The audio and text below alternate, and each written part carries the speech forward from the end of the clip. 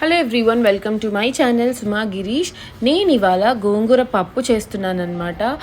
చాలా చాలా బాగుంటుంది, చాలా టేస్టీగా ఉంటుంది. గోంగూర అంటే ఇష్టం లేని వాళ్ళు ఎవరుంటారు చెప్పండి. గోంగూరలో చాలా వెరైటీస్ ఉంటాయి. గోంగూర పచ్చడి, గోంగూర పప్పు, గోంగూర పుల్లగూర అని. సో గోంగూర పప్పు అయితే నా ఫేవరెట్. సో మీకు ఒకసారి చేసి చూపించేస్తాను, చూసేయండి. ఫస్ట్ అయితే గోంగూరని ఇలా బాగా వాష్ చేసి పక్కన పెట్టుకోవాలన్నమాట. యాక్చువల్లీ ఈ గోంగూర పప్పు నాకు చాలా ఇష్టం. మా వారికి అంత నచ్చదనమాట, పుల్లగా ఉంటుందని చెప్పి. అందుకే ఎప్పుడైనా చేస్తుంటాను. సో ఇప్పుడు ప్రిపరేషన్ ప్రాసెస్ చూసేద్దాం. ముందు కుక్కర్ తీసుకోవాలన్నమాట. కుక్కర్లో కందిపప్పు వేసుకోవాలి. అంటే 1/2 కప్ కంటే ఎక్కువ, 3/4 గ్లాస్ కందిపప్పు వేసుకోవాలన్నమాట. ఆకు ఎక్కువ పప్పు తక్కువ ఉంటే టేస్ట్ చాలా బాగుంటుంది. కందిపప్పుని బాగా వాష్ చేసి పక్కన పెట్టేసేయాలి. ఒక 1/2 అవర్ పాటు నానాలన్నమాట. నానితే త్వరగా ఉడుకుతుంది. సో కందిపప్పు నానబెట్టుకున్న తర్వాత దాంట్లో చిటికెడు పసుపు, ఒక 1/2 స్పూన్ కారం వేసుకోవాలి. ఆ తర్వాత గోంగూర పప్పులోకి ఏమేమి ఇంగ్రీడియంట్స్ వాడతానో చూసేయండి. నార్మల్ పప్పు చేసినట్టే, కాకపోతే గోంగూర ఎక్స్ట్రా వేస్తామంతే.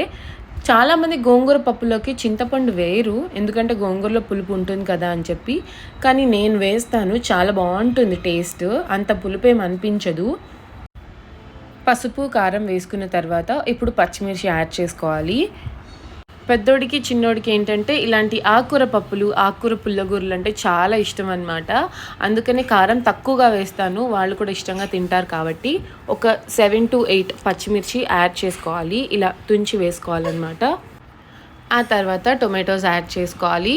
టొమాటోస్ ఒక 1/2 ఆనియన్ పీసెస్ కూడా యాడ్ చేసుకోవాలి. చాలా సింపుల్గా ఉంటుంది రెసిపీ అయితే. గోంగూర ఒలుచుకోవడం ఒక్కటే టైం పడుతుంది అనమాట. మామూలుగా అయితే నేను నైట్ టైమ్సే ఒలిచి పెట్టుకుంటాను. కాకపోతే గోంగూర అప్పుడు దొరకలేదు నైట్, అందుకే మార్నింగ్ తీసుకొచ్చారు. అక్కడొక్కటే టైం పడుతుంది. సో చూసారు కదా, ఇంగ్రీడియంట్స్ అన్నీ వేసుకున్న తర్వాత గోంగూర యాడ్ చేసుకోవడమే. మీరు ఈ స్టైల్లో ఒకసారి ట్రై చేసి చూడండి, ఎలా అనిపించిందో కమెంట్ చేయండి. చాలా బాగుంటుంది. ఇందులో రైస్ తక్కువ, పప్పు ఎక్కువగా కలుపుకొని తింటే అసలు అదిరిపోతుంది టేస్ట్ అయితే. ఈ పప్పులోకి కాంబినేషన్గా నేను చిక్కుడుకాయ తాళింపు చేశాను, అది కూడా నెక్స్ట్ వ్లాగ్లో పోస్ట్ చేస్తాను. సో ఇలా కుక్కర్ విజిల్ పెట్టేసేయాలి. మీడియం ఫ్లేమ్లో ఒక 6 to 7 విజిల్స్ వచ్చాయి అంటే చూసారు కదా ఎంత బాగా ఉడికిపోయిందో. చింతపండు నేను నార్మల్గా దాంట్లో వేసేయట్లేదు, పప్పు ఉడకదు సరిగా. అందుకే సపరేట్ గిన్నెలో చింతపండు, దాంట్లో కొద్దిగా వాటర్ యాడ్ చేసి ఇలా సపరేట్గా పెట్టామంటే పప్పు ఉడుకుతుంది. అలా చింతపండుని పప్పులో కలిపేసిన తర్వాత ఇంకా పప్పులో ఎక్స్ట్రా వాటర్ ఏమైనా ఉంటే దాన్ని ఇలా ఉంచేసుకోవాలి. పప్పు గట్టిగా కావాలనుకునే వాళ్ళు ఆ వాటర్ యాడ్ చేసుకోకపోయినా పర్లేదు. పప్పు కొంచెం పల్చగా ఉంటే బాగుంటుంది అనుకునే వాళ్ళు ఆ వాటర్ యాడ్ చేసుకోవచ్చు. నాకైతే పప్పు పల్చగా ఉంటే చాలా ఇష్టం అనమాట, అందుకని ఆ వాటర్ నేను వేస్ట్గా పడేయను. వాటర్ తీసి పక్కన పెట్టిన తర్వాత ఆ పప్పులో కళ్ళుప్పు యాడ్ చేసుకొని టేస్ట్కి సరిపడా బాగా ఎనుపుకోవాలి. పప్పు 6 to 7 విజిల్స్ రావాలన్నమాట. అప్పుడే పప్పు ఎనపడంలో మనకు అంత ఇబ్బంది అనిపించదు. ఒక 2 minutes బాగా ఎనుపుకున్నామంటే పప్పు రెడీ అయిపోతుంది. ఇంకా దీన్ని తిరుగుమాత పెట్టేసుకోవడం ఒక్కటే. చూస్తుంటేనే చాలా యమ్మీగా ఉంది కదా. సో ఇప్పుడు బాండీలో ఆయిల్ వేసుకొని, ఆయిల్ కొంచెం హీట్ అయిన తర్వాత ఆవాలు, మినపప్పు, జీలకర్ర వేసుకోవాలన్నమాట. అవి కొంచెం చిటపట్లాడుతున్న తర్వాత మనం ఆనియన్స్ యాడ్ చేసుకోవాలి. ఆనియన్స్ పొడవుగా కట్ చేసినవే వేసుకోవాలన్నమాట. సో ఆనియన్స్ కొంచెం వేగిన తర్వాత కరివేపాకు యాడ్ చేసుకోవాలన్నమాట. సో ఆనియన్స్ ఎంత వేగితే పప్పుకి అంత టేస్ట్ ఉంటుంది.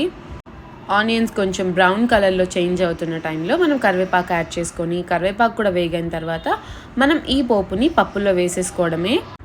పప్పులో ముందు వెనుపుకునేటప్పుడు మనం నీళ్ళు ఉంచుకున్నాం కదా, ఆ నీళ్ళు కూడా పప్పులో యాడ్ చేసేసుకొని తిరగమాత పెట్టేసుకుంటే గోంగూర పప్పు అయితే రెడీ అయిపోతుంది.